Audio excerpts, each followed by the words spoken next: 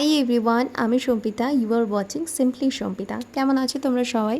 আশা করি সবাই খুব ভালো আছো। আমিও খুব ভালো আছি। তোমরা কিন্তু আমার চ্যানেলটা সাবস্ক্রাইব করছো না, আমি এটা নোটিস করছি।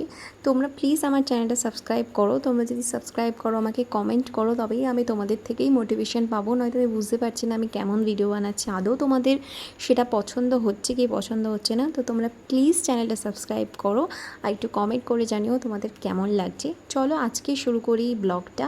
এই ব্লগটা আমার দিদির বিয়ের 2 দিন আগে, কারণ আমাদের বাড়িতে যে কোনো বিয়ের অনুষ্ঠানে অষ্টনাগ পুজো হয়, কারণ আমরা নাগঋষি গোত্র আর আমাদের এই পুজোটা দিতেই হয় বিয়ের আগে।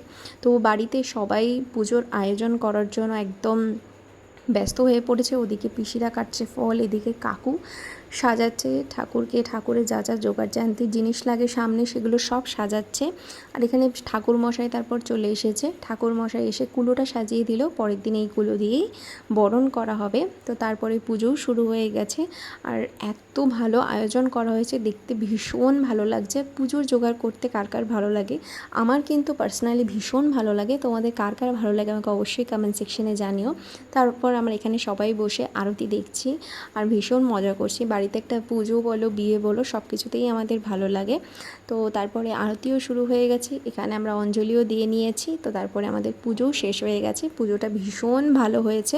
তারপরে আমরা এসেছিলাম আমাদের বাগান বাড়িতে। এখানে আমাদের একটা মা মনসার বেদি করা আছে। তো আমার কাকা বললো দিদিকে যে তুই একটু ফুল জল দিয়ে আয়, মাকে প্রণাম করে আয়। তো সেখানেই এসেছি আমরা ফুল জল দিতে, একদম বাড়ির কাছেই।